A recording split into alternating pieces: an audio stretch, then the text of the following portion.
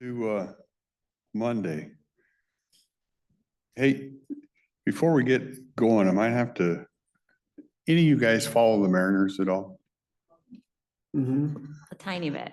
A tiny bit? Are you aware of the guy that caught the Cal Raleigh home run ball in Detroit? Oh,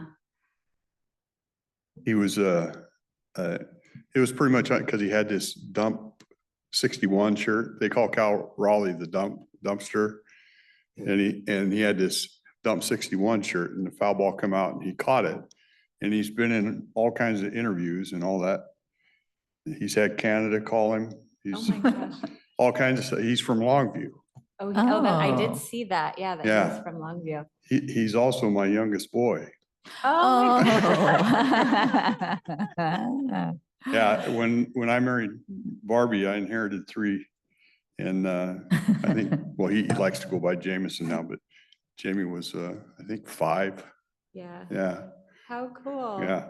I saw that catch and I just texted her. I said, nice catch. Who was your coach? Oh. I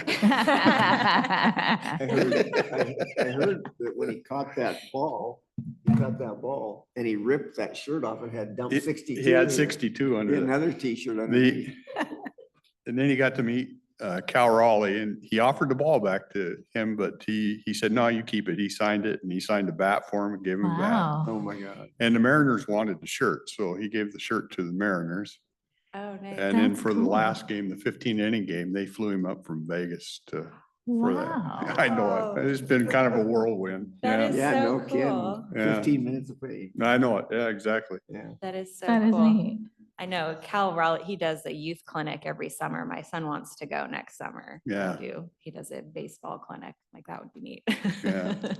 Very cool. Anyway, that Awesome. was a little bit side rail. I guess we're ready to go. Yeah. Okay. Okay, good morning. Gina James and Carol Harrison with Health and Human Services. We're just gonna do our budget workshop this morning. So we're gonna go over what funds we have, Human Services budget, and then Health Department budget. So we, just as a reminder, we're kind of 2 departments under one roof, so we'll do each one here. So and this is so cool. Okay. So these are the funds that are in our department. So you can see in green are the human services funds and kind of the different program areas that get plopped into those funds. And on the health department side, we have one fund with the different program areas.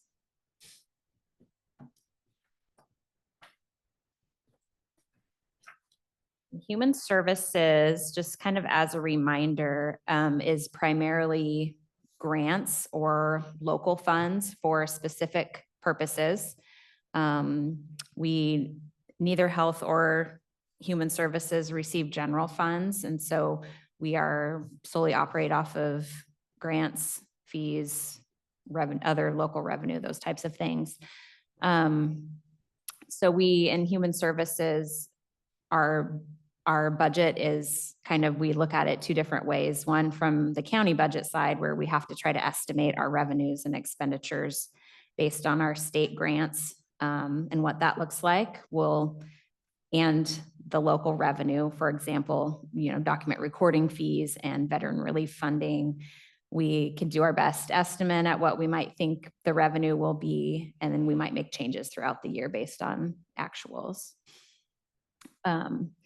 We have 2 social service coordinators in human services and 1 accounting specialist. And then we have a few shared positions like Carol and myself, a finance manager, that type of thing. And we all bill our time directly to the programs we work in. So if next week I'll spend a few hours here talking about the local homeless housing plan, why I bill all that time to the CHG grant for that work. So we all bill it directly. And then this is just a really high level overview of our expenditures and our revenue for 2026, broken out by the different funds. Again, it's based on what we know some grant contract amounts are and what we anticipate some to be. and projections of different revenue sources. So it may change. And as you know, too, we sometimes don't spend everything, you know, all of those, we kind of have lots of caveats in the human services budget for those reasons of the state grants and different funding cycles and not utilizing everything and all of those things. So it's the best we can do with what we have. Is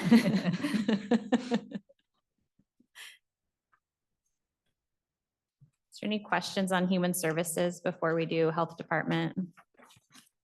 We typically, just as a reminder too, if we're bringing a specific program for discussion or review, we will bring that specific program's budget. So that's the other way we look at it. So like veterans relief, for example, if we're talking about veterans relief and spending in veterans relief, we would bring that specific revenue, that budget information, because it also includes like what might be as a fund balance and things like that. So same with like document recording fees or our other programs, we would look at those specific budgets individually when we have those discussions, so.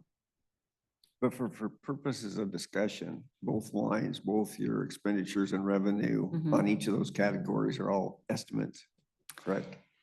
Yeah, so the revenue is based on what we have either already signed contracts for or what we anticipate getting. Veterans relief, for example, is what we anticipate the revenue to look like in 26. And you know, it's an estimate based on last year's actuals to this point. So we use that as an estimate for the next year. And like I said, if there's significant changes throughout the year, we may come and do an amendment, a budget amendment to adjust if we need to. So right at the minute, it looks like veterans relief, you're expecting to spend more than you have revenues. Yeah, that spending has gone up. Okay. Yeah, in the assistance. So yeah, we're watching that pretty closely. I know we do have a pretty hefty fund balance, but we certainly don't want to get in the habit of spending more than we're getting in. So that is something we're looking at pretty closely. Okay. Yeah. Thank you. Yeah.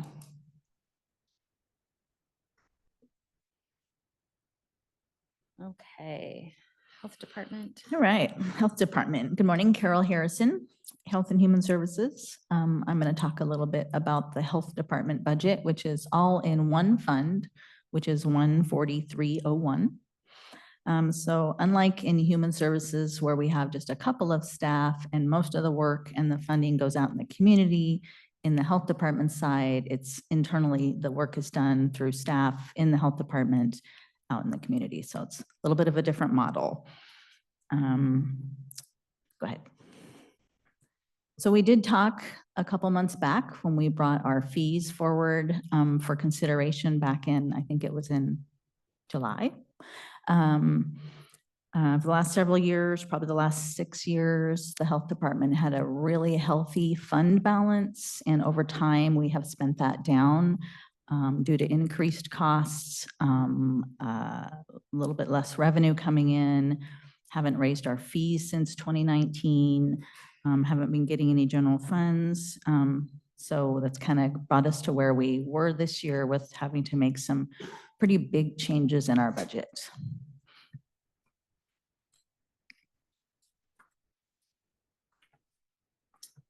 So this is a high-level overview of the Health Department budget. You can see in 2025, our expenditures will be about 3.8 million. Revenue is a little bit less than that, so we're using some more of that fund balance.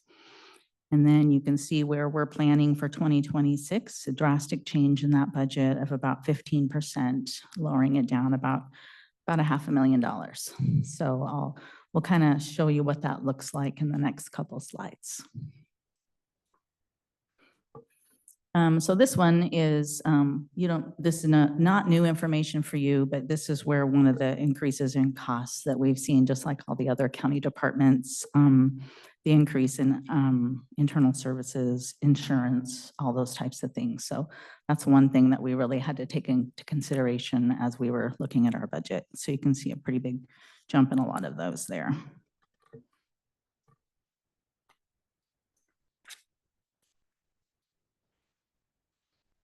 This one, here's where we started making some changes when we were looking at our budget for 2026. We've dropped another motor pool vehicle for next year. We've slowly been lowering the number of motor pool vehicles we've had based on need, and we just continue to monitor that very closely. We had 9 cars back in 2024. We've lowered that down to 8, and then next year we'll be going down to 7. So we've just slowly worked on some efficiencies there for scheduling motor pool vehicles. We also did a review of our cell phones and our hotspots, knocked that down quite a bit, looked at our program supplies and how we could lower some of those costs. We've planned a drastic decrease in our contract with RYC Analytics next year. So that's Shannon Hoskins that sometimes analyzes public health data for us. We've knocked that down from $10,000 to $3,000. We've not been using her that much this past year and a half or so anyway, so that worked out okay. We've knocked down our Group B water testing. This is where we help those Group B systems test their water for arsenic and other contaminants. That's primarily due to, excuse me, due to a change at the state level in our state contract, so that went down. We are planning to discontinue that water testing program in the middle of next year when at the end of the funding period for the state contract. We also took a good close look at a lot of our computer software and licenses and found where we could eliminate a few of those. And then the big item there, travel and training. We have reduced our budget down almost 90% for travel and training. Just knocking it down to what is absolutely required for licensure and certification. So like our nurses have to maintain their certifications, excuse me, and their licensures. And then we have some environmental health folks like the septic folks that have to maintain their licensure to be able to do the work. But you'll see in the yellow down there at the bottom, got a little bit of an asterisk. We do have some funding that the state is allocating to us. And it will be in our next amendment to our consolidated contract. And some of that funding may be able to be used to cover some travel and training for staff. So we'll be looking more into that, and we'll talk more about that when our next amendment comes from the state. So that could help backfill some of that travel and training costs, as well as the staff's time actually participating in training, which is pretty cool. Quick question on Group B. You Yeah. said the state has changed some of that, and then I think you put it like, is the state getting rid of it and we won't have it next year? They've drastically reduced the funding, and we anticipate it'll get cut even further this coming year. So they'll still be able to get their stuff tested, it just won't be at free? Correct. It would just be a cost? Yeah, and they would go out They're- themselves. Right now, we kind of act as a middleman for them, giving them bottles, and they can submit it to the labs themselves. But at some point, it'll They be can where probably get the, that from the lab too, I would yeah, imagine. exactly. If they're over there in Exactly. analytics. Yeah, they okay. can do that themselves. Yes. All right. So a little peek at some revenues. We've got some small miscellaneous state grants, including that Group B water funding that we've seen, actually an increase in some of them as a net, but, and then big one that we saw this year for the current allocation of that pot of foundational public health services funding. That was cut for us about almost 25% for the state fiscal year, so starting July 1. So that went down 352,000.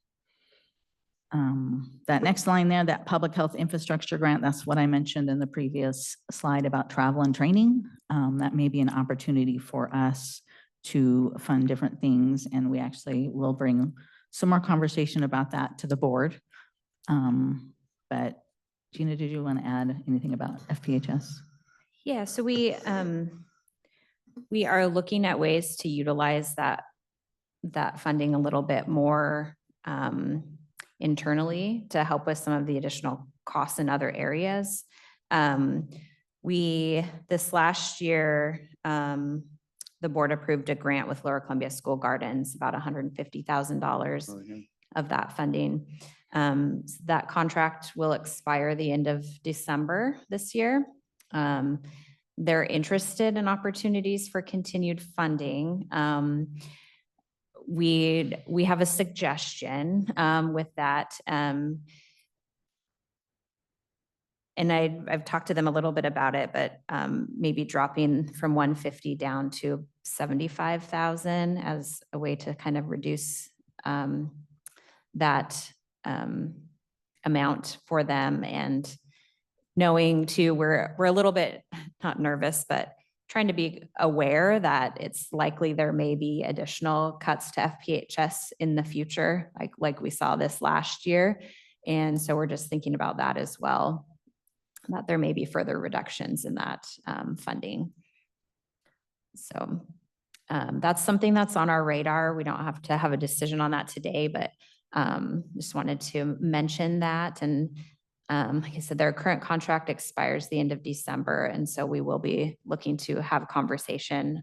I think they are, I guess they are interested in some level of funding for next year. So wanted to get that on your radar too. Yeah.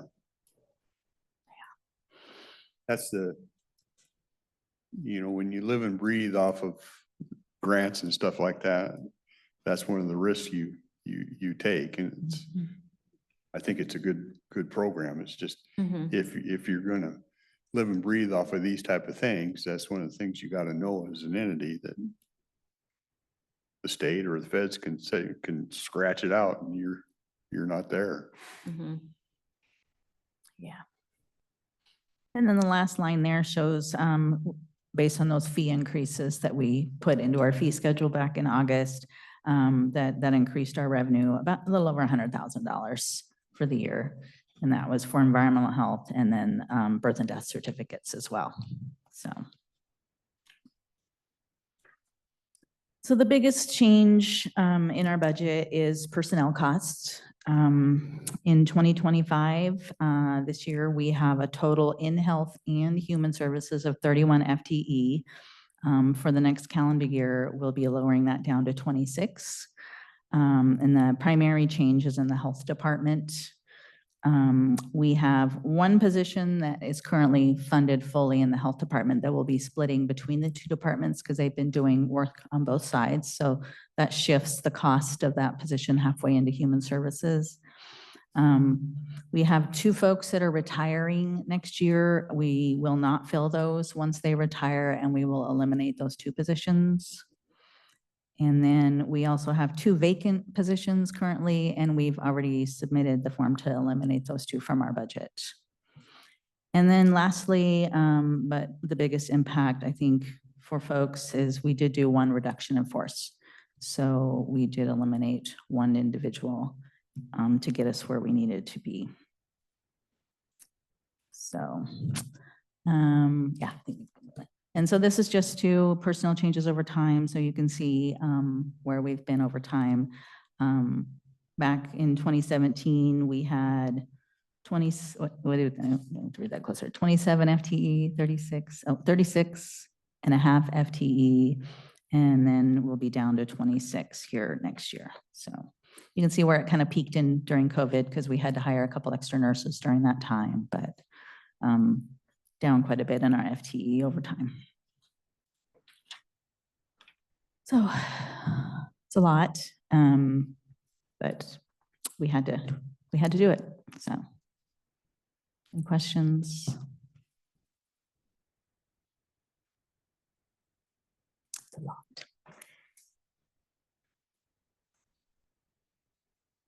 I don't really have any questions, just comment that you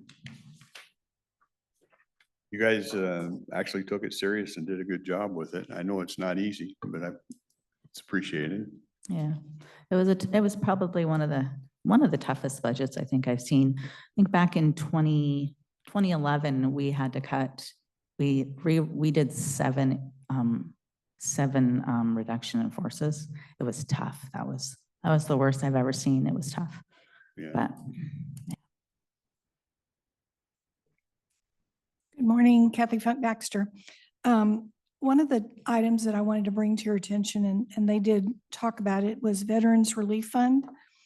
A little research was done on this, and we have an opportunity, if you choose, the revenue could be shifted for 1 year on the Veterans Relief Fund over to the general fund. And it's based upon how much they have in their fund balance. And so they do have a fund balance that would probably allow this to happen.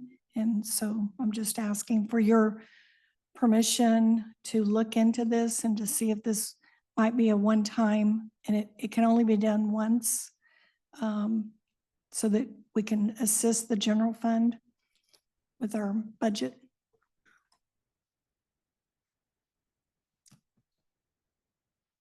Or at least put it on your radar for now.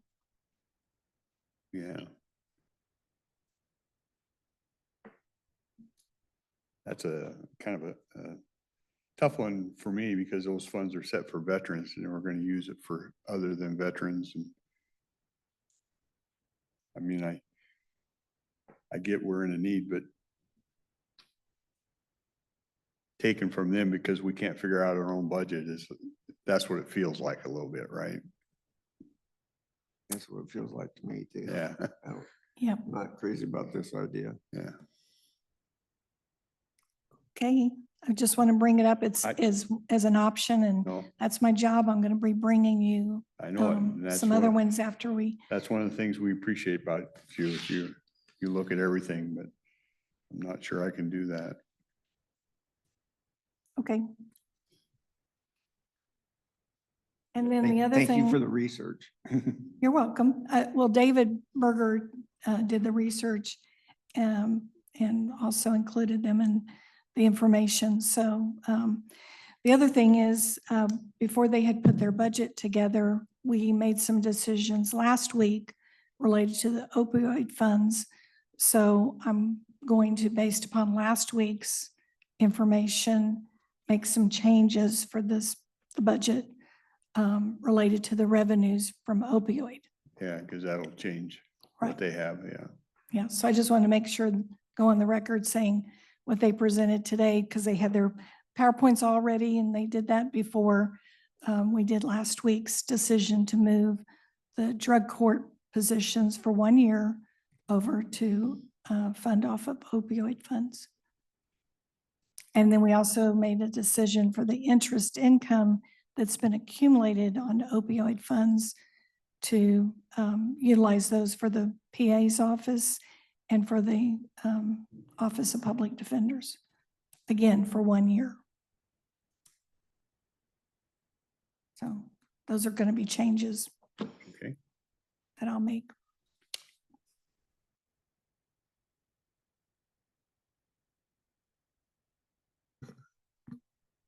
Any other questions for us? Good slideshow. Thanks. Yeah. That was Carol. I think me and you had a short conversation. We do have quite a bit of money in this Veterans Relief Fund. And I think I think our conversation was, let's get through this budget year and then maybe first part of next year, take a look and see how we can best utilize that for the veterans instead of it just sitting there and them Yep. always worried about it. Yep. Yeah, we'll get something scheduled the first part of the year, new year. and I think one of the reasons you see the shift going from spending more than is coming in from where it was is this past year, we had an additional veterans facility getting reimbursed for their rent expense or whatever. And then the assistance amounts have all been increased pretty much in the last couple of years. So that's why we kind of see that flip a little bit. Yeah, and I don't think any of us disagree is that you should look at those Absolutely. assistance amounts on a regular basis and make sure we're keeping up with everything around here. For sure. Yeah, Yeah. it's hard to do. Yeah.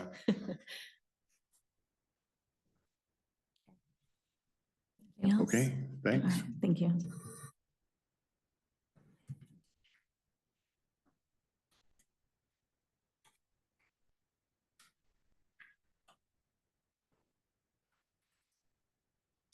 I see it says IT 5-year plan. Travis online or somebody online?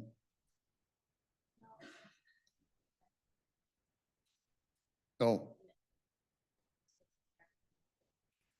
So we're almost there. Okay. Creeping up on it.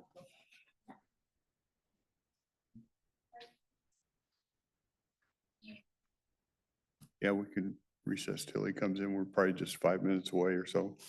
Okay.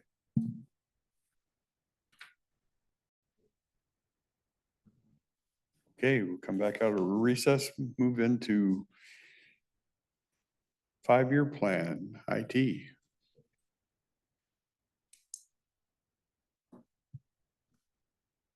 Okay, we'll get started. Kathy Funk Baxter, Finance Director, and Travis is here to present a PowerPoint, and is it over on the thumb drive?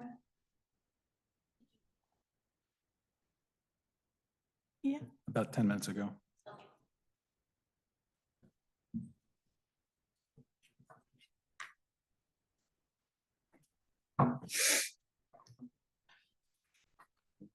Good morning.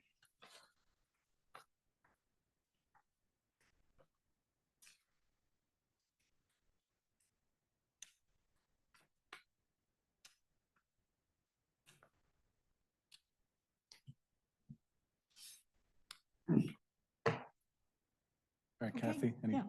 So Travis is going to start. This is, we had presented to you previously about the cost allocation and how much it is and how we do those. And he's going to talk about more longer range plans. So I'm turning it over to Travis. Good morning. Travis Foschini, IT Director.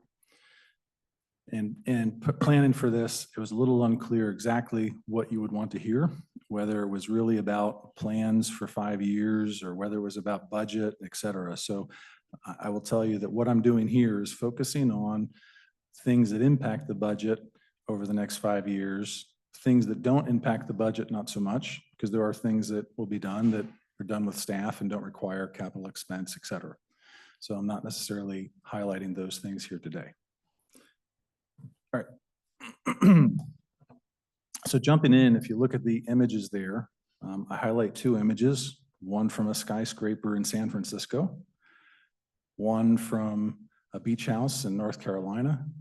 Very different, but my question to you is, what do they have in common? Took a lot of planning. They did. The thing I want to highlight here, while they have some things in common, like they're both residences, even the skyscrapers, condominiums, and residences.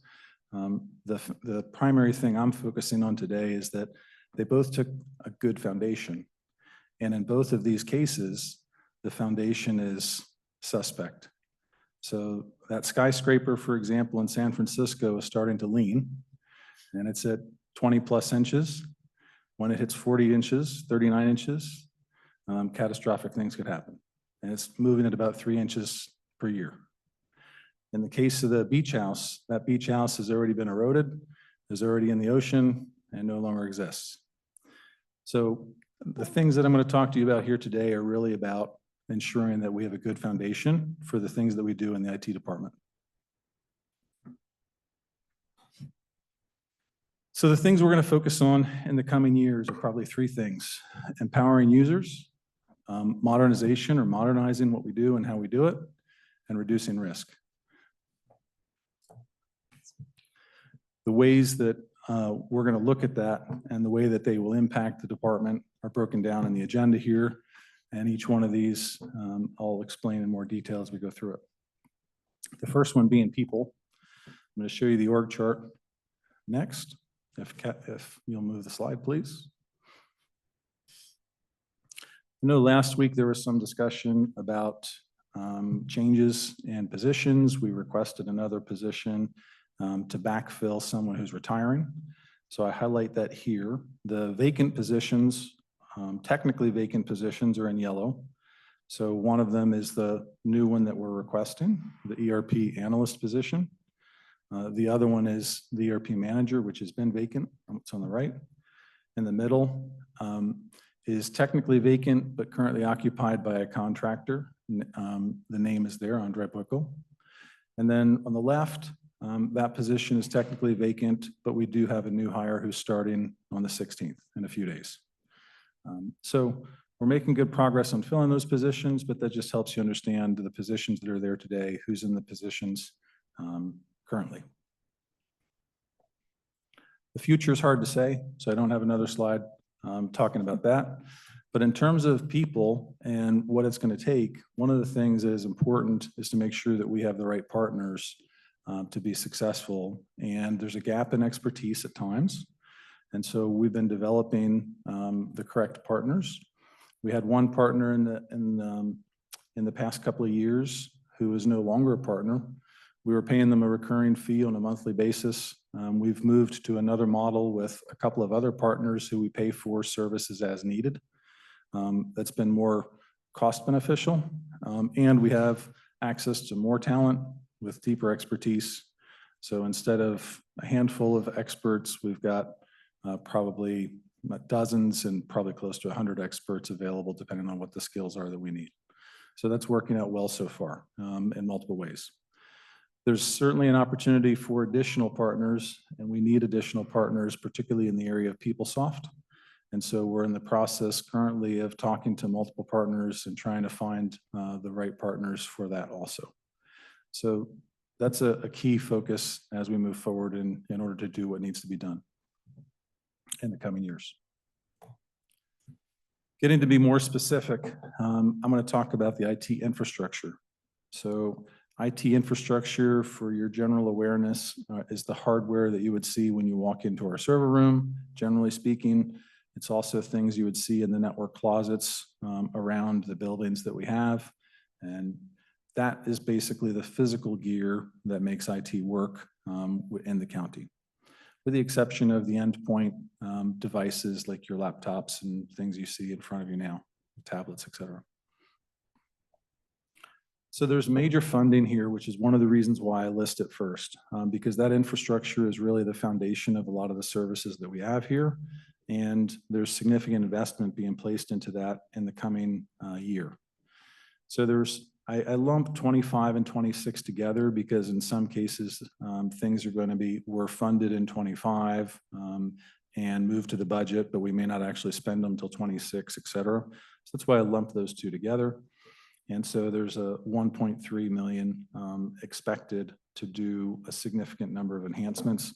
And that would basically be refreshing most of the infrastructure that's in the server room from the server side and from the storage side. And it's also the backups. So that's a significant amount of hardware, but also licensing. And it basically is the storage for most of the companies, most of the organization's data. In 2027, we'll continue to make some enhancements to the room because that's needed. You know, there's things like fire suppression that may not be effective right now, for example, that need to be changed. So we'll continue making some changes there. We'll also add capacity to storage. We'll right size that. We don't want to over purchase capacity. So there's funds in there so that we can right size and adjust funds. After we do an initial implementation, we may need more in certain places. And that's why there's funds being spent on the similar resources in the following year.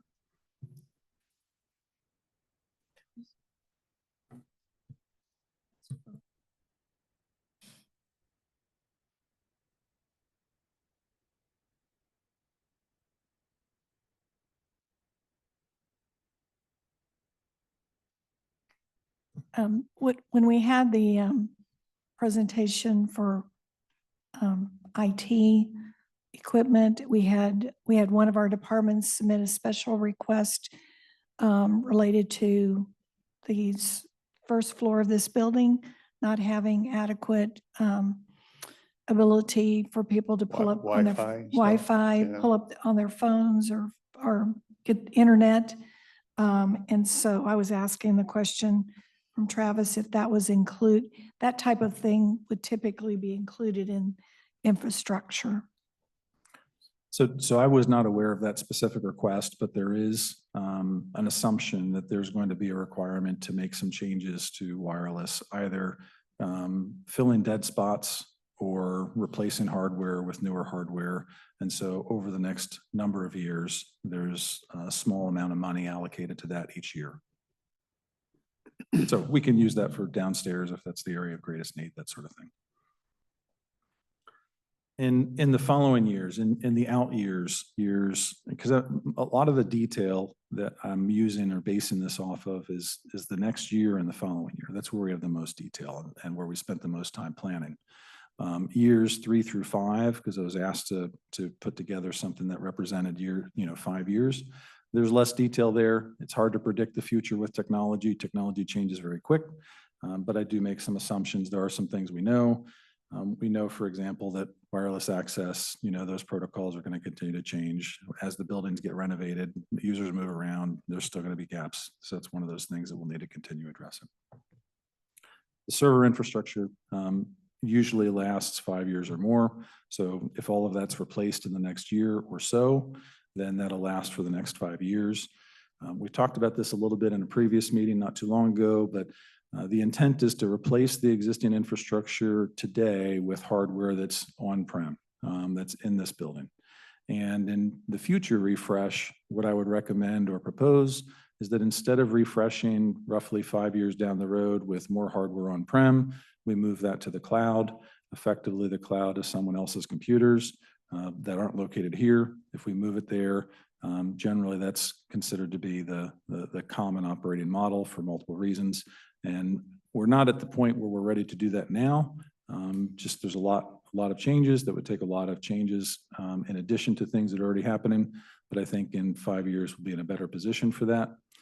Using the crawl, walk, run methodology. Instead of making that major transition with our primary servers, primary resources, the intent would be to do that change with disaster recovery as an interim step. So we would probably plan to do that in the coming year or 2 years and make that change so that we use similar services in the cloud for disaster recovery. We can fail over should we have a catastrophic event here, and we can basically operate out of another data center temporarily. And the skills, the methodology of migration, preparation, becoming familiar, the learning curve, all of that, we would be doing in a non-user impacted environment. And then ultimately, a couple of years down the road, that could be transferred to the production workloads, which is a little bit more critical and noticeable when those changes are made. Am I making sense? So far, so good? Yeah, I understand it because I went through it with my previous deal where everything was on. We held it and then we went to cloud, and it did give us some advantage in disaster recovery because then what they had, we had,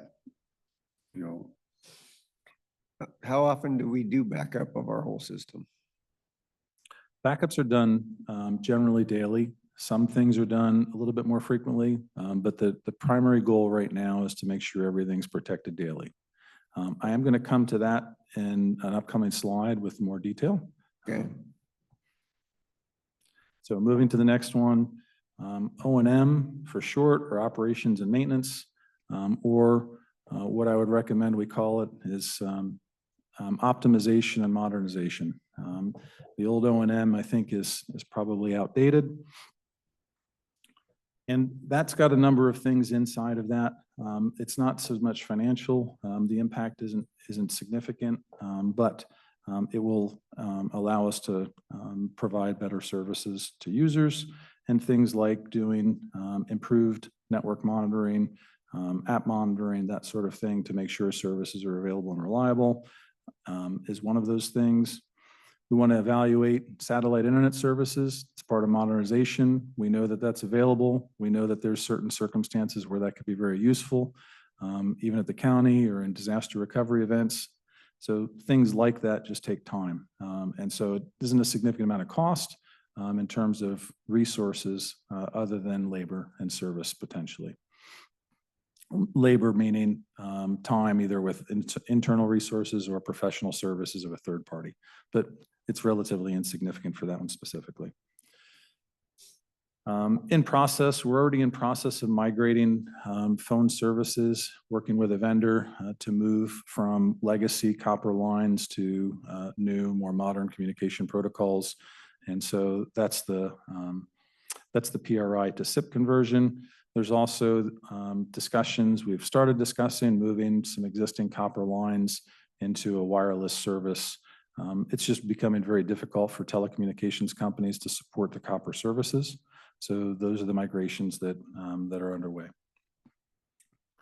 Additionally, there's other more technical things like extending the DMZ, demilitarized zone, effectively public-facing web servers into our virtual infrastructure. One of the things that maybe is more impactful and less technical is we made an investment in the Cisco phone system and procured that, and the lifespan of that is probably 7 or 10 years and maybe more. And that was only a couple of years ago. We're still improving that system. At some point in the next 5 years, I would anticipate we'll be approached by our vendor and will try to persuade us to move to their hosted solution. Whether or not that will make sense, we'll evaluate that. I put it on here because it's hard to know at what point we'll reach a tipping point and that'll make sense. I suspect it's closer to the 5-year mark down the road, maybe even more, given the fact that we've already made a capital investment of $750,000 or so in hardware to support that. And then finally, I guess there's another one there, which is to complete migration. We have a couple of physical servers that could be migrated to virtual servers. Just becomes easier to support. Simplification, consolidation, just as a general practice is a good idea. All right, next slide. Business continuity and disaster recovery. I highlight here with the image on the top right as a reminder, this is really about sending our data to the cloud. This is where we start making a big step to do that. Our disaster recovery services today within the county are very, very limited. We're at a level of high risk, largely because we don't protect our data off-site. And we're in the process of improving data protection and backups to your question a minute ago. We're working with a vendor today, I say today, but we've been for a number of weeks and months even, to help us audit those backups and to upgrade the application that does that, and to ensure that those are working reliably and consistently, et cetera. But the primary purpose of that initial goal, that initial work, is to make sure that it's working nightly and we can recover from an event as long as everything within the buildings, within our on-premise environment is reliable. If we had a catastrophic event, fire, theft, something like that, water damage to electrical equipment, et cetera, we wouldn't necessarily have a way to recover. That would be a big risk.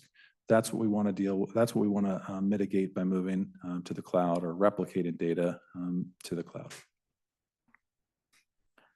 I list here the cost of the things that are being done in total at $36K, and I point out that I think that's understated. There was a little bit of I think a misunderstanding potentially between myself and the finance department when we were communicating about that. And so I think the estimates are probably higher than that. But I also think that in another area, I found cost savings that will probably equal the additional cost required. So I don't think there's a budget change needed. I just think that that number specifically is probably understated and wanted to call that out.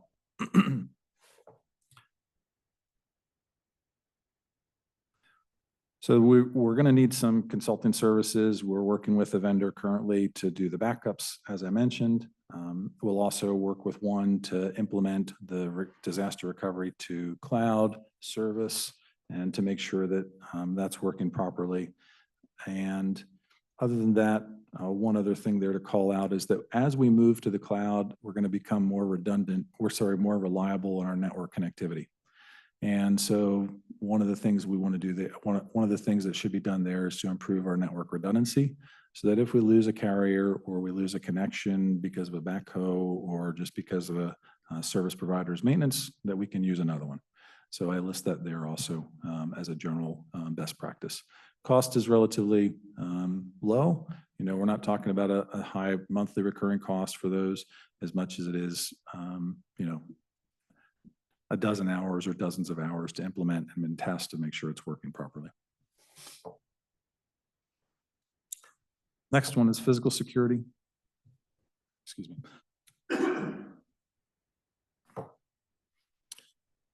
So physical security is funded from the IT reserve, and I'm focusing here on the hardware components because we know that the security cameras that are around the county are relatively out of date. Some of them have their own security vulnerabilities, and they're ready for a refresh, with the exception of those that have been put in place, for example, at HOJ within the past year, or maybe the coroners. So there are some that have been replaced relatively recently, but there's a number that have not. And so there's money in here allocated to replace the 2 or 3 dozen cameras that are out of date. Then there's some money that was added to a budget with the intent this year. I suspect it's going to be next year. Things are moving slower than previously anticipated to upgrade the building security, potentially fire, burglar alarm specifically. And that was put into the reserve. I think that was new this year. Kathy, keep me honest. The intent there is to make sure that we have funds to do the work, but that we also have the ability to make sure that we have an adequate alarm system, because ours is known to be dated. There's an interest in having a centrally managed lock system, and there's been multiple discussions among multiple interested parties with that. There's been some work done. I don't think there's a consensus, but I know that I don't necessarily know the latest on that. So I list that simply as TBD. There were funds put in the budget there intended to be more than 2 years out to implement that. So maybe that'll be pulled in, maybe it'll be done sooner. I'm not sure. I just don't have the latest on it when I put together the presentation. So more research needed there, but there's money in the reserve or intended to be collected for the reserve to do that. There's no money allocated for security camera expansion. From time to time, we get requests to add things like security cameras in one place or another. That's hard to predict. So I would assume that if we need security cameras in additional locations, that would come out of a SIP fund or something like that when the time comes. All right, on to cybersecurity. This slide could have been very large. There's lots of things in process here. It goes back to my earlier point. Many of them have minor impact on budget because they're mostly about labor. I do highlight the top things here that have an impact on budget. Endpoint management or managed detection and response, depending on what you want to call it, was replaced this year. Over the course of the year, that project is nearly complete. So it's probably, better than 90% of the way done. And the service that we're using there is going to be a recurring service, and that's going to add to the monthly expense, the annual expense. That was probably overstated previously in our budget. When we actually contracted with the vendor, it was probably, instead of being an expected 50,000 or so extra per year, it's closer to 25,000 or so. Migrate and leverage additional data protection. So that's one of those where we've previously had Varonis that's been brought to the board a couple of times. Varonis is a product that helps us identify sensitive data with healthcare records, that sort of thing, social security numbers, helps us understand whether or not that data is protected appropriately, and if it's not, helps us secure it, et cetera. The application is named Varonis. That runs currently and has been in place for the past 3 years, running on servers that are hosted here. The vendor's model and recommendation and best practice now is to no longer support that in a on-prem installation, but to move that to the cloud. And we've done a trial of that, demoed that, and we're in the process of working with them to move that to a cloud service. So within the next month or so, I'll be bringing to you a proposal to move that contract to a SaaS model instead of an on-prem model. When I mentioned earlier that that the disaster recovery was understated because it's going to cost more than what was listed there. This was significantly overstated. It was previously suggested and budgeted for like $250,000 a year, with the intent to be the vendor's licensing plus the cost of the vendor's licensing. If we had purchased the on-prem license, it would have been roughly the same, plus the cost of hardware was relatively net neutral. After negotiation with the vendor, I believe that that's going to come in at less than half of that. So I think we'll see more than $100,000 in savings there, which will help in other areas. Network intrusion is something that we found to be lacking during this past year. We worked with a vendor during incident response. We implemented that. That's in place. We want to continue using that for the coming year and years. There's also that incident response was directly related to a firewall that provides remote access for employees. That product is becoming end of life. It's known to be insecure, and we're going to replace that with a better product, one that's more reliable and safer. That's going to incur an extra cost, and that's going to be roughly $30,000 per year. We don't historically do vulnerability management in that we don't have a product that scans for vulnerabilities within our environment. Simply said, it's kind of like having a security guard walk around and check for open doors in a physical environment. We don't have something that does that today. There's recommendations from previous security audits at least 5 years ago in 2019. Out of the 5 recommendations they had, for example, one of them was to implement this. It's a very important thing to do, and then use the things that it finds and its risk rating to prioritize actions that we take to secure our environments. This is an expectation to implement that. We've started evaluating vendors and products to do that with, and expect to move forward on that in the coming weeks or months, but we're getting close on that. And then finally, the one that's further out is security incident event management. So there's something that basically records logs activity from various applications or tools, and then correlates the things that it sees. So that, for example, if it finds the door was unlocked at a certain time, and it finds, I'm making a loose analogy to an electric car. If it found that the door was unlocked at a certain time, it found that the ignition started 5 seconds later, and then it recorded the data points for the GPS location of where the car was driving. If the owner was not present, it would say that maybe there's a guest. And then if the owner then reports that the car was stolen, makes it much easier to find. This is effectively similar in that it records and logs activities from various tools and methods so that it can help us identify vulnerabilities and remediate them before they get further than they need to. All right, the next one is modern workplace. On this slide, is that 317K per year instead of 317? It is, sorry. Yeah, it is 317K per year. Yeah, okay. Good catch.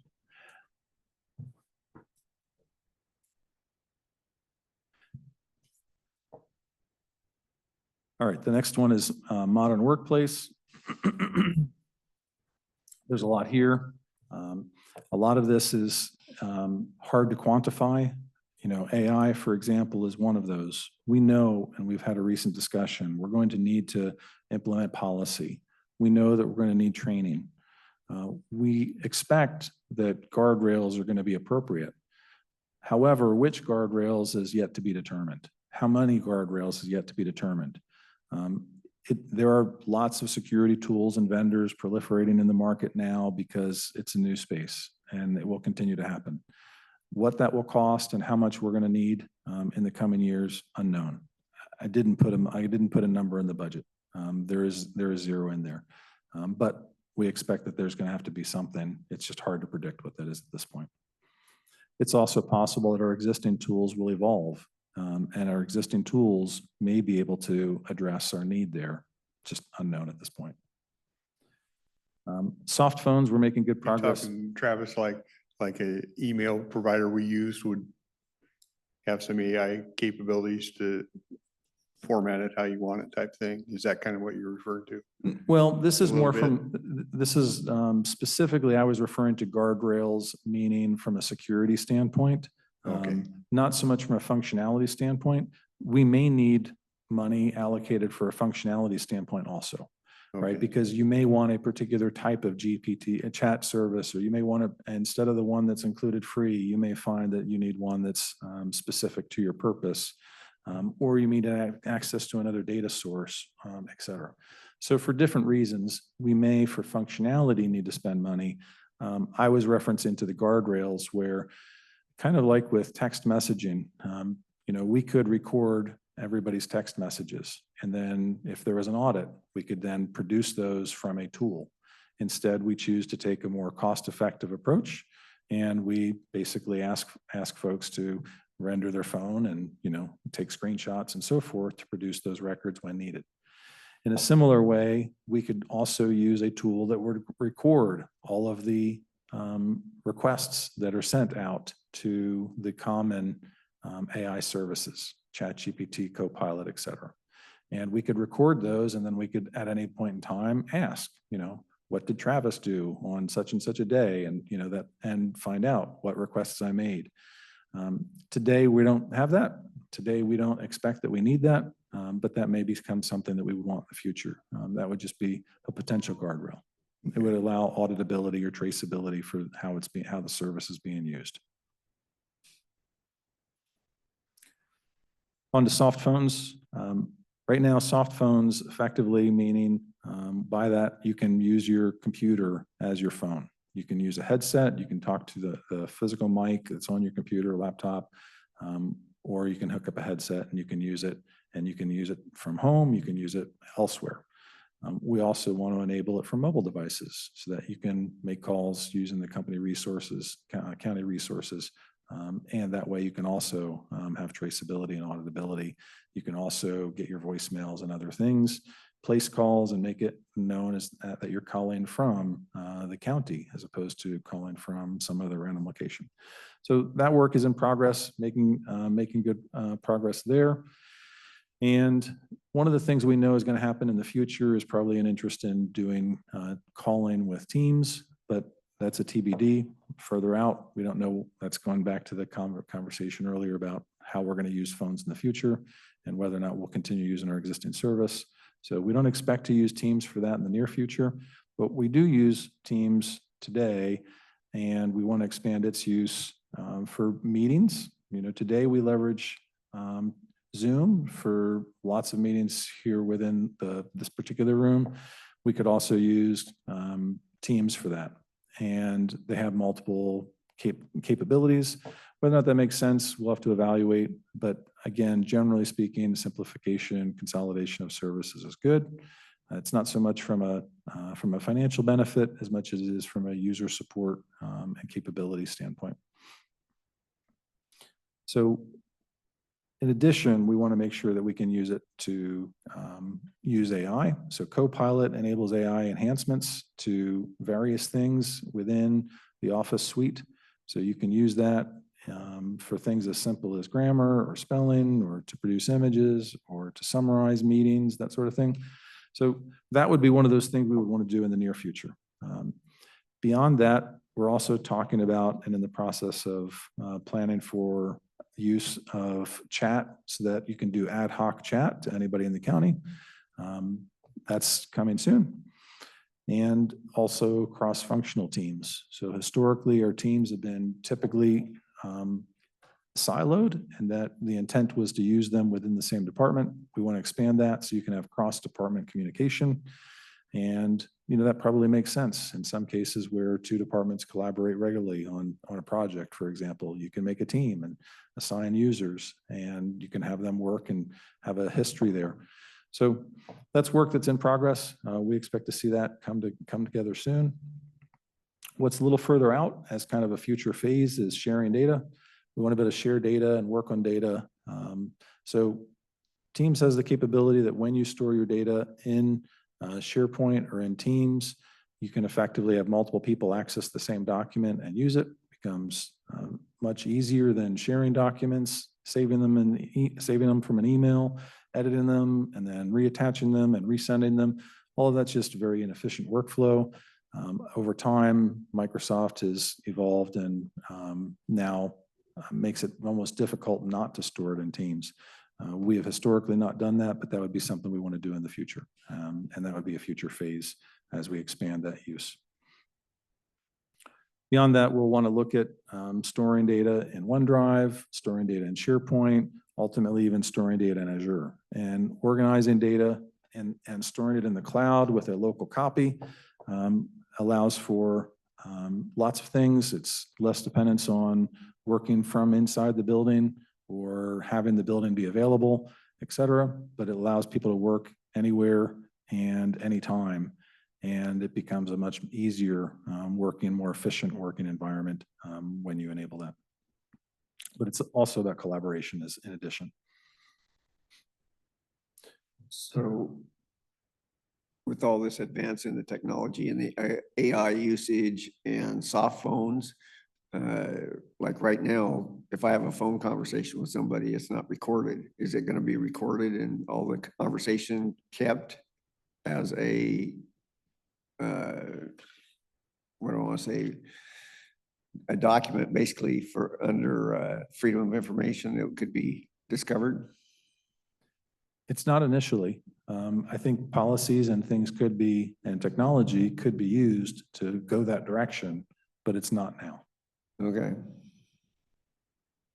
So one of the things that I think is a more common use, instead of doing a full recording and saving that recording for long-term use, is typically to transcribe it and summarize it.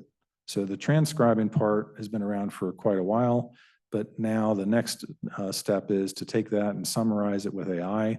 So if we have a 1-hour meeting, maybe it creates 10,000 words of text, but then to produce a 500-word summary at the end that talks about, the topics that were discussed and the follow-up action items required, the decisions that were rendered in a short summary can be very helpful. And so I think that's probably a much more efficient use of resources because the cost to store a few thousand words of text is much lower than the cost to to store a 60-minute recording in audio. All right, so just moving through some of this a little bit faster. When we go to Office 365, one of the things to consider to enable all of these things is the licensing impact of the Microsoft services. Microsoft offers a higher license level of some of their services. That license will cost us roughly $150,000, and that $150,000 is unknown for sure whether or not it's needed. It provides multiple benefits. It can provide things like enhanced security protection, and we already have a product that does that. And so they want us to use their product. So they create bundles, and that, it includes the security protection. But if all we want is to get increased data discovery and for records requests, which is a huge reason to consider it, it's a pretty high cost for that purpose because it comes with other benefits. And if we were going to use those too, it would probably be justified. Without that, it's hard to justify. So there's going to be additional evaluation of whether or not that's needed in the future, but it's not currently funded.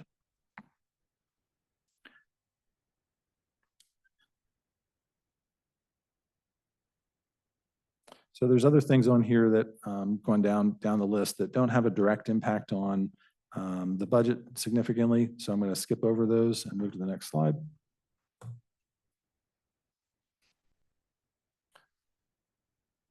The next one is really reflecting that the core applications, some of the core applications of the county are going to have changes in the next year because they've been on multi-year contracts, and most of the major applications we have multi-year contracts that are expiring.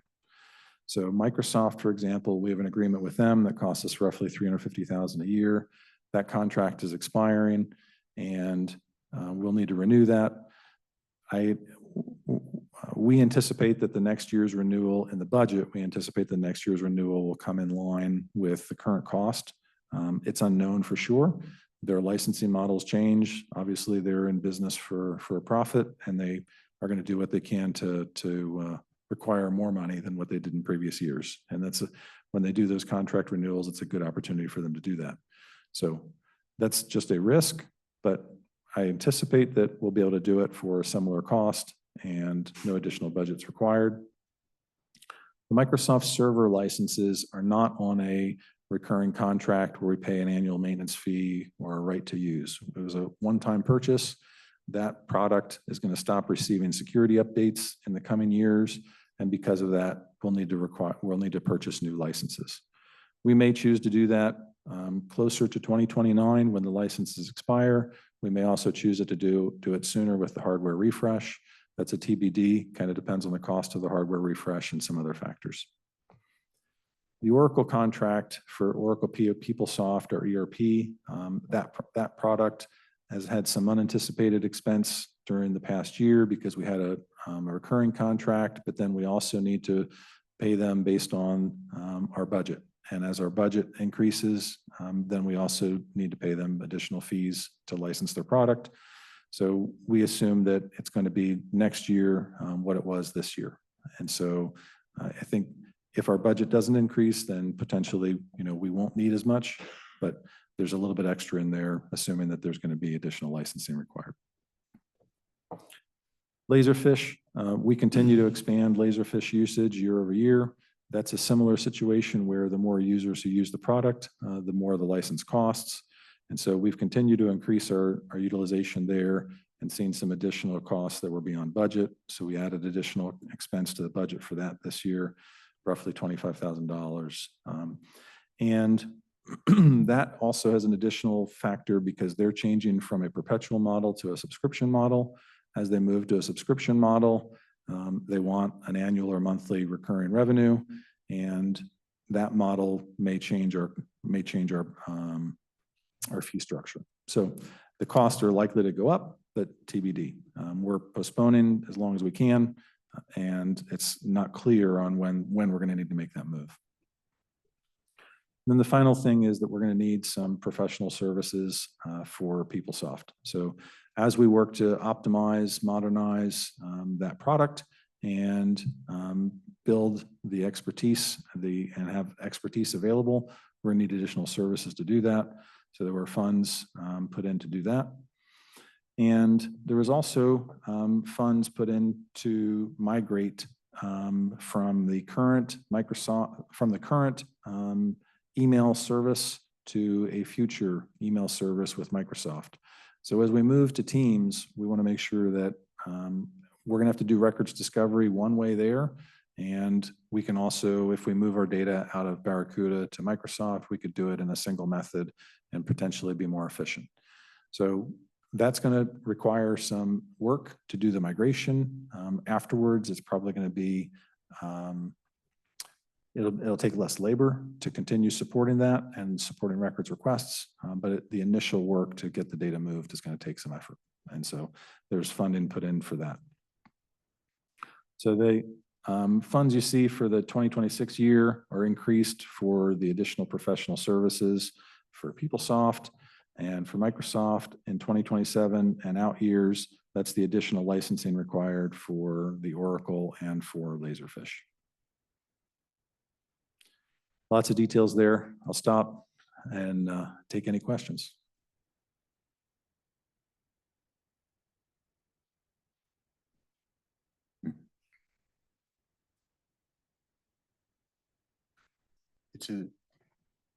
Technology is an ever-moving target. It's trying to keep up with it. One of the things we found that I always found frustrating, and you touched on it just a little bit. Let's talk Teams, because when we switched over to Teams will do all these other things, but you also have other products that do there's a lot of redundant things that you can use different products to do the same thing. So you're paying a bill for, you know what I'm saying? And so we kind of took it kind of slow. We did it with one thing and then slowly tried to merge other things into the Teams and get rid of some of the others. But I found that a lot in a lot of services in the financial area. You buy it and, oh yeah, it'll do all this stuff. We already have a product that does that. And it's how do you bring all those together? And so it seems like you're always spending redundant money on other products to do things that one product will do, but it takes time to move everything over to the other. It does take time to modernize, and, you know, there's certainly some who want to be on the bleeding edge, right, and at the forefront, and, you know, they require that. I don't think the county requires that. So we haven't found that, you know, it's going to make our services that much better if we're on the bleeding edge, and there's a cost and a risk to doing that. So generally speaking, we've been laggards historically. And I would say in some cases, we're 15 or 20 years behind the edge of technology and the way things are being done. So while I don't think we need to be on the bleeding edge, I think there's times where we probably need to be a little bit further ahead, and that's where the modernization comes from. We can do that and over time, get rid of the redundancies. So initially, for example, there are some redundancies. We get cloud storage from Microsoft for every user. We're not using it. One of the things we want to do in the coming years, for example, in the modern workplace, is start using that storage for every user. It's a lot easier. We don't have to pay for backups on people's laptops, and we don't have to worry about if their laptop is destroyed, because if it's already backed up in Microsoft and it's already available in the cloud, if we need to, if they lose or break their laptop, they drop it. We still have access to the data. It also adds some efficiencies where when we migrate laptops, migrate workstations for a user, it now takes hours to do that because it takes time to copy the data from one system to another and set up applications. Once you use what I'll call modern Microsoft method, it takes minutes. It's much faster. We spend a lot of time rolling out computers every summer because it takes hours per device. If we can move that down to minutes and we can get additional benefits and we're not paying for it because we're paying additional for it, you know, it's a win. And that's the type of things that we're looking for, is opportunities to take advantage of things that we already have, use it so that it creates a better workplace, and do it without additional cost. Yeah. A couple of other things, and I don't mean to take all your time, but I'm curious on a couple through one comment you made on the Teams where you don't have to share files. When we went to that, you could access that file and we could all work on it, and they saw updates instantaneously. It was, you know, a lot of times it's saying, oh, we got to change and do something new. But once you get used to it, it was pretty darn easy, instead of sending files to everybody, say, hey, I made a change here. What do you see? The other thing I'm curious about, and this, I don't know that it has much to do with here, but this whole thing with the satellite internet and versus, there's a big push to get broadband out in all these remote areas. And I'm going, well, I use Starlink up there. I don't need them to put an orange cable up my road anymore, you know, that type of thing. And I'm hearing rumors, or I've read some stuff where they're working on, and I'm probably not putting this right, but they're working on an application that phone companies could put in their phone that their calls will go through satellite, not through the towers. And you can get phone service basically anywhere. So where do you think the future leads us down there? I mean, they're out putting cable up kind of West Side Highway now, and I'm going, why are you doing this? Because anybody can hook into the satellites. Yeah, the way I look at that is, even when Wi-Fi was available in homes, you know, 15 years ago-ish, right? It was not nearly as reliable as it is today. And so I suspect something similar is going to happen with satellite phone service, where it's going to be available, or even cell phones, you know, 20 and 30 years ago, right? So they were not nearly as reliable, as available as they are today. And so I think that's going to be the case with satellite internet and using mobile phones through satellites as opposed to through local towers. So it's not an area that I know a ton about, but just a little bit I know, that's kind of the way that I look at it. Are businesses starting to, we talk about our Wi-Fi down below, and I know our Wi-Fi probably comes through cable into here, fiber optics or something like that. are you seeing business starting to use like the satellite type stuff? Absolutely. Yeah, there's definitely residential options and there's commercial business options or options for government. And so there's definitely use, whether it's on the battlefield or whether it's for us at the landfill, for example, where it's hard to get to and costly to string cable. It is definitely a very viable option. And so I've seen it used as a alternate service because it's not necessarily dependent upon the backhoe. I've also seen it used for remote locations on islands, for example. I personally know and have talked to somebody who used it in Guam, for example, and how do you get internet to Guam? Undersea cable, and it's very costly. There's just lots of challenges there, but even within the island, there's challenges. So there's definitely, it has its place. And it gets used for both residential and commercial. I don't know the percentages, but it's pretty significant for commercial. Interesting. A lot of changes. Yeah, I guess one of the things that you said that I'm wondering, like, just for example, if we have a system that's 10 years behind that we're trying to catch up, are we catching up faster than the technology is going forwards? In other words, next year, are we still going to be 10 years behind, even though we move a year forward? Or are we going to move forward fast enough that next year we're only 5 years behind or 20 years behind? Which way is that going to go? Yeah, I think it depends on the investment and it depends on the specific technology we're talking about. One of the ones that comes to mind and that I've been referring to in different ways is how we store our data.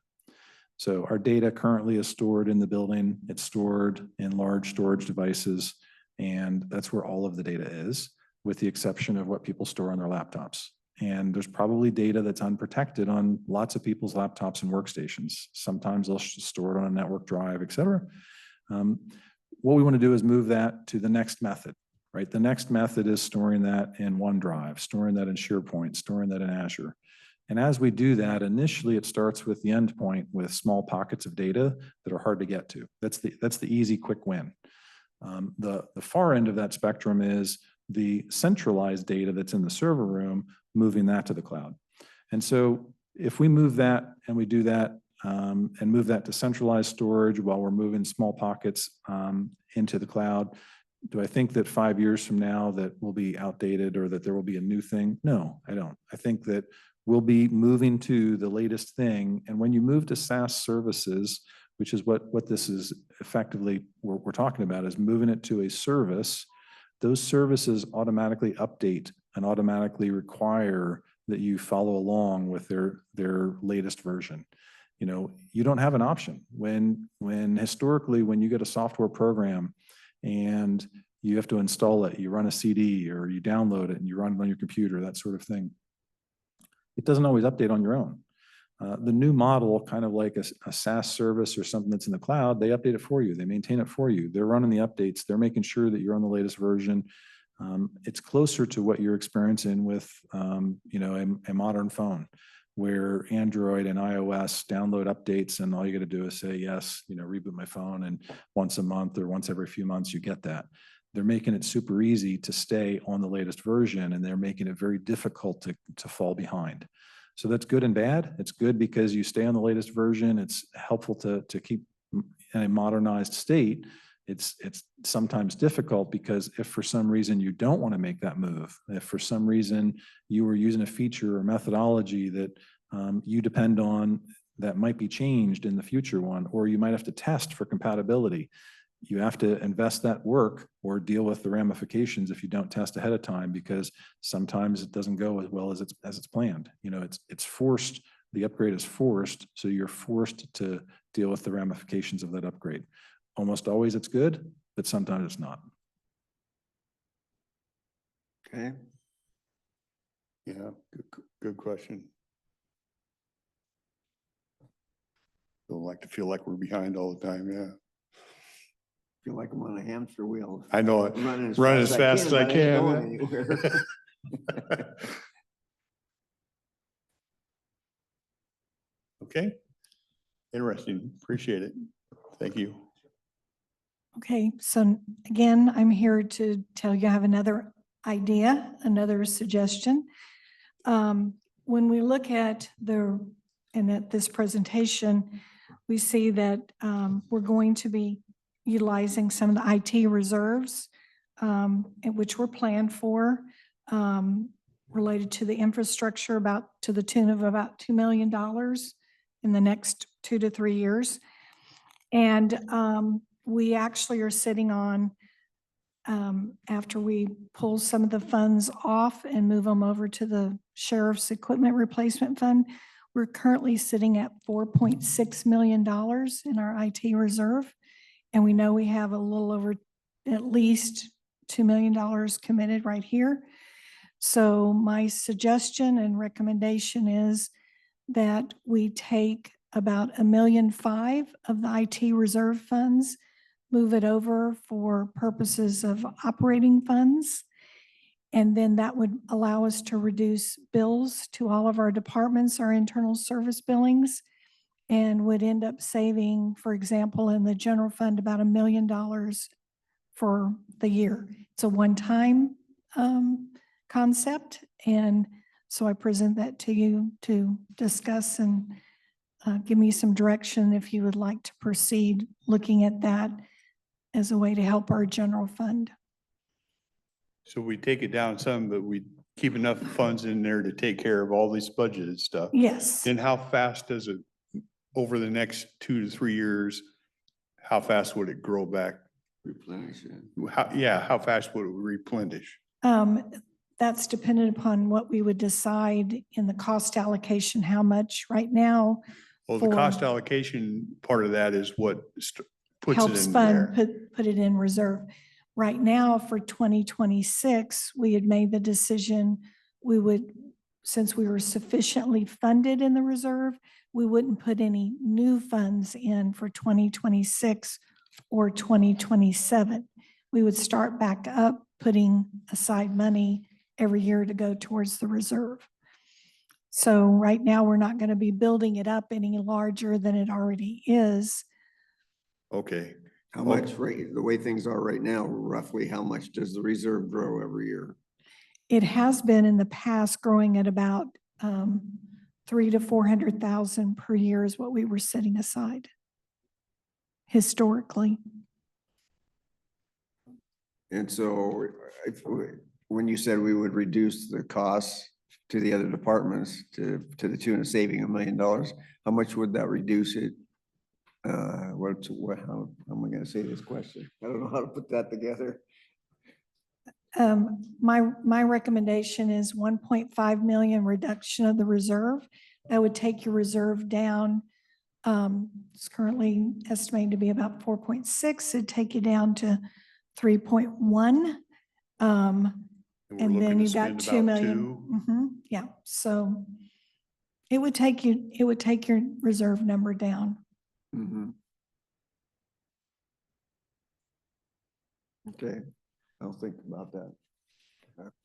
what, I heard about this for the first Yeah. time today, so just the thoughts that come to mind off the top, and I'd like to give it more thought also, but in previous estimates, the cost to replace the ERP PeopleSoft product, I think was in the ballpark of $2 million for the software and $3 million for consulting.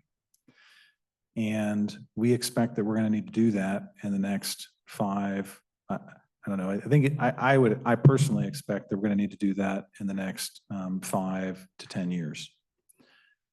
So the cost of the software, that may go to a monthly or annual fee. It's hard to know. I think that's likely that between now and then, everybody wants an annual fee. They want you to pay for their subscription model. They don't want you to buy the software and then pay them a small annual fee. So do you need to have the $2 million in the budget for that? Probably not. But I do think you need to anticipate having the money to do the migration to another product, the $3 million. So I think the question that I'm asking is, are we going to have the $3 million to do that when we need to? And are we going to have the money there to replace other assets and make changes as needed? and we'd still do probably a yearly evaluation of what's coming up, and that would affect how we build the other departments. And yeah, I'm recommending that you continue to do your annual review with your cost allocation, and that's when you evaluate what is it. And that's why I had told Travis, I thought discussing a 3 to 5 year plan would be really important because we have built our reserve up to such a large number right now. And to replace, based upon the data we have, to replace everything in our servers, switches, things like that, we had anticipated, and a telephone system was about $4 million. So we have more than enough to replace all the IT infrastructure. It's just those unknowns as far as going to another system, needing some consulting, things like that.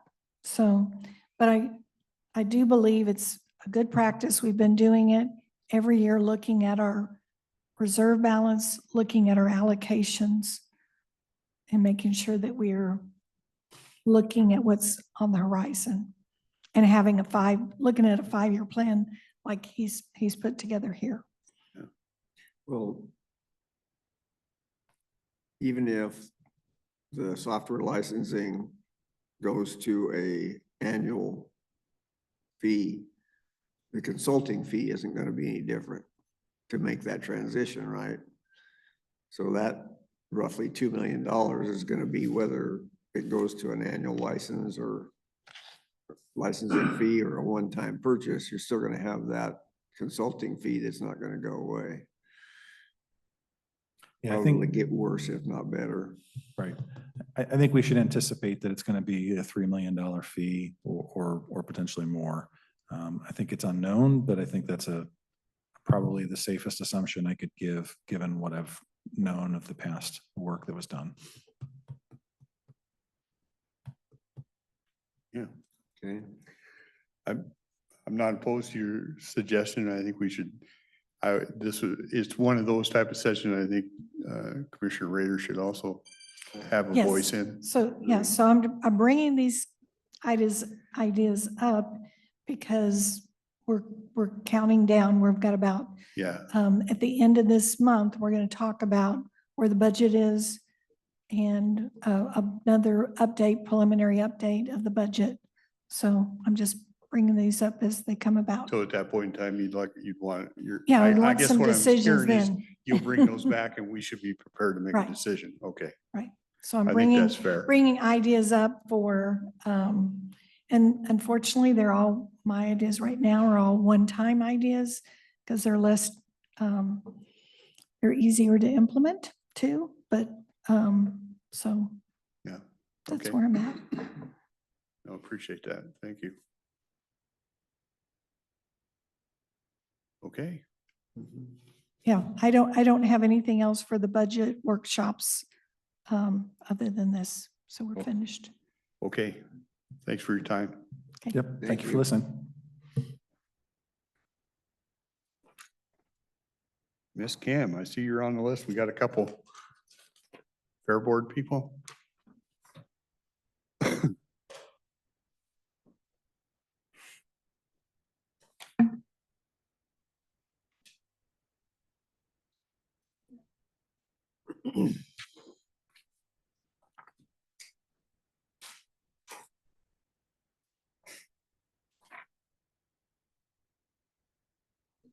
Good morning. Good morning. Both reappointments, Carol Searing and Mary Grochow? Yeah, Did- Mary did Jo I- Groko. Groko? Groko, Okay, I believe is how okay. you say it. You've been working with them for a while, it looks like. Yes, yep, You're okay? yep. And I should have a third coming soon that was also set to expire this month.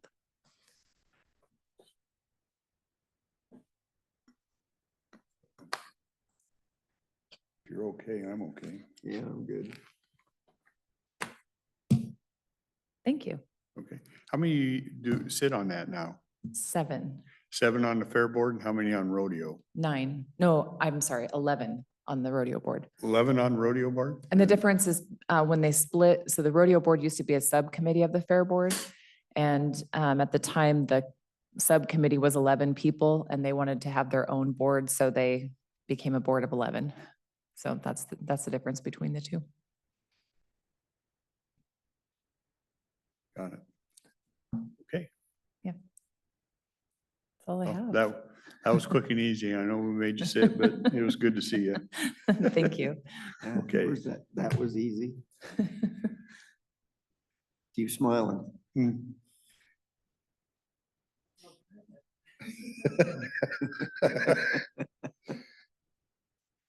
The last thing I see you, over here, we have red ribbon. Oh, you changed.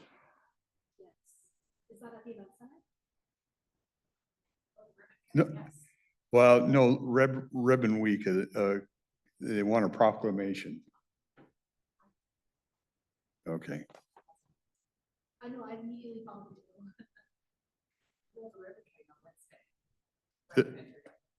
I know it, you changed it. And I'll be out of town, so I won't make it. I had it on my calendar and you guys changed it.